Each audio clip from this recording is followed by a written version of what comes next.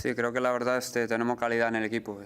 Obviamente México es un rival muy fuerte, pero como equipo creo que tenemos la calidad para salir allá en el campo y mostrar lo mejor de nosotros. Somos más agresivos con el balón, tenemos más calidad. Creo que es importante salir allá en el campo con confianza.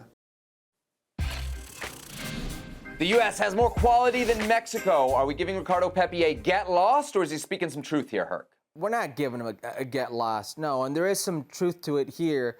If you look at just the numbers, I mean, yeah, you've got more players in Europe. Your pool is stronger. That would prove to have more quality, right?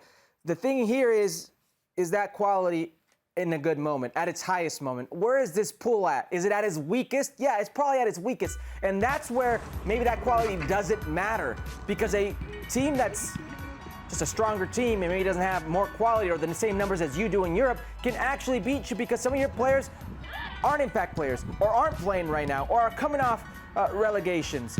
This all comes into effect, but what he's saying is true. I mean, it's just a simple numbers. The U.S., last Nations League, the 2 games there, they had 1 Major League Soccer player in their roster, and it was Miles Robinson. It's just a numbers game, but is that quality in its best moment, at the height of its pool? No, it's not. Herc, what would you rather have? What would make you feel more confident? Guys playing well, a la Mexico, or guys playing at bigger clubs, a la the U.S.? Well, who's playing well in Mexico? Because we see this comparison all the time right now. It's Mexico's doing well, the U.S. is not doing so well. I think it's very 50-50 right now, because if you look at, everybody points out Leeds got relegated, right? That's 3 players. Well, 2 of Mexico's big players also got relegated, right? Cesar Montes, Johan Vazquez, the future of the Mexican national team back line, right? Sure. So what I'm trying to get at here is, you could say, like, well, they're big players on the U.S. side, but they don't even play. All right, what's the counter to that on the Mexican side? I think it's very even in moment. Yeah. You know what I think here? I think there's an opportunity. Could have created some bulletin board material for Mexico. I think they might see this. I don't know if it'll fire them up.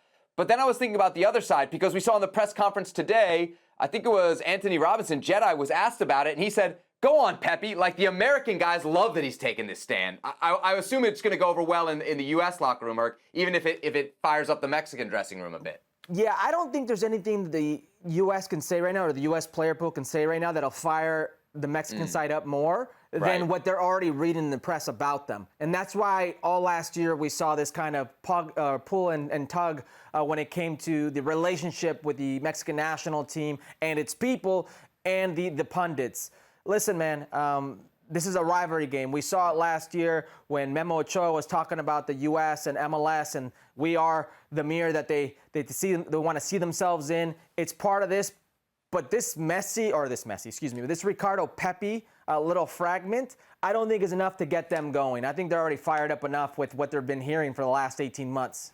Yeah. As far as quality goes, quality is subjective. What's not is where you play. And generally, and obviously there are exceptions to this, better players play at better clubs and in better leagues. And you can't argue that the U.S. has not just more players at bigger clubs, but, you know, more players generally in Europe. Some of that is down to how business is done in Mexico, but you cannot argue that the U.S. just has players in way, way better places than the Mexican national team. I think the most diehard El Tri fan would accept that, wouldn't you, Herc? Yeah, and it's not to their fault, as you mentioned, these business practices, but it is the way it is, and these numbers are just cold hard truths. I mean, yeah. I don't know where to go from there. What's the league that everybody holds up all the time? It's the Premier League, right? In the Premier League, every weekend, whatever game you turn on, you got an American somewhere. They're on the bench. They're in the starting lineup. Mexico, what do you got? You got Raul Jimenez, not even on the bench at Wolves, in the stands, and now on his way out. So there you have. Producer Beto, what was that? Let's say, Producer Beto says Raul Jimenez plays more than Christian Pulisic, which we'll have to look at the numbers. Let's take a look at the odds for USA-Mexico. We were going to do the SPI, but the computers, they don't know anything. We know Vegas. Vegas knows what's up. First goal odds, Herc. What do you think of that? Anything you like? An impromptu book it real quick. Yeah, it's one of these games where for first goal odds, you would have expected, because these games are usually set pieces, there to be a big player like a, I don't know, Walker Zimmerman if he was starting, or a Cesar Montes if you Weston will. McKennie good in the air, There you go. That's what I was thinking for sure. Okay. All right, looks like they think it will go under the 2.5 goals, so maybe don't expect. Well, thank you very much for watching ESPN on YouTube. For more sports highlights and analysis, be sure to download the ESPN app. And for live streaming, premium content, and let's not forget as well, ESPN FC 7 days a week. Subscribe to ESPN Plus.